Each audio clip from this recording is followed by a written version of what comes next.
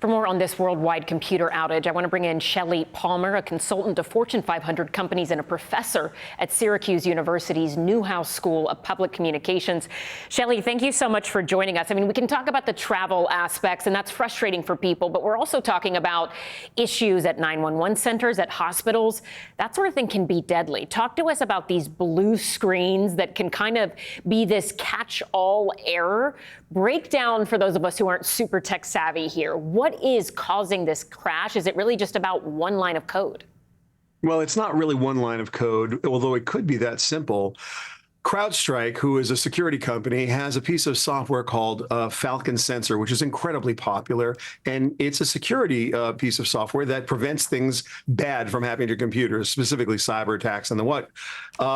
Unfortunately, they pushed a bad update.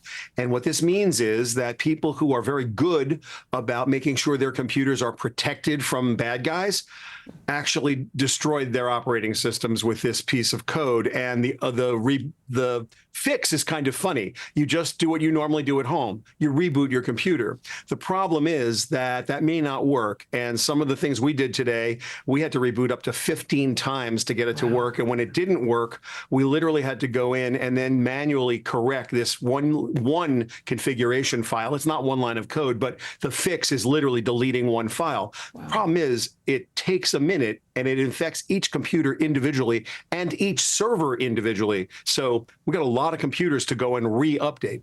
So how long do you think it will take to truly fix this issue? And then when we look ahead to the future, what should be done, what can be done to prevent this sort of thing from happening again?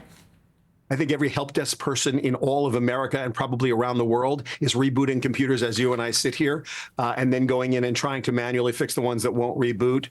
We are vulnerable in ways that people don't understand. The Microsoft vice president of security said, well, they don't see this as a flaw. I'm sorry.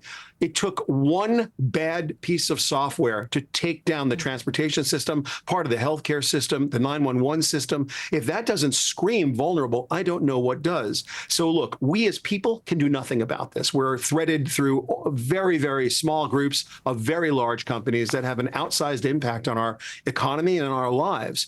But this is a good day to figure out what you should do to back up your data and make sure that you are prepared to use paper records in your business. It's called business continuity and resiliency. And this is the big lesson of today. Could the hospitals use paper records? No, was the answer. Why? Because they didn't expect they'd ever need to. So I think this is happening everywhere. A couple of weeks ago, we had 15,000 auto dealerships crippled by ransomware.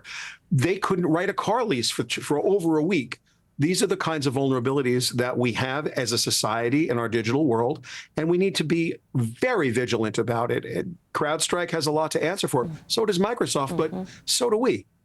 Could Congress, could some of these oversight committees that are so vast or seemingly vast in the United States particularly, could they step in and do more to try to make sure this doesn't happen again? Or are we just looking at a new normal, so to speak?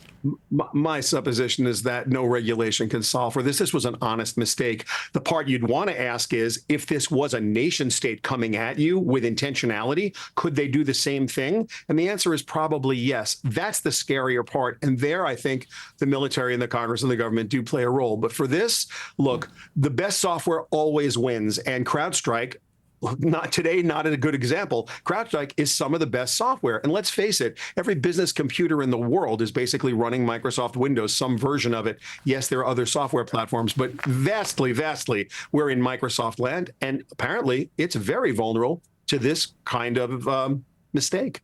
Yeah, I'm looking at a blue screen in front of me under the desk here. Shelly Palmer, thank you. We appreciate it.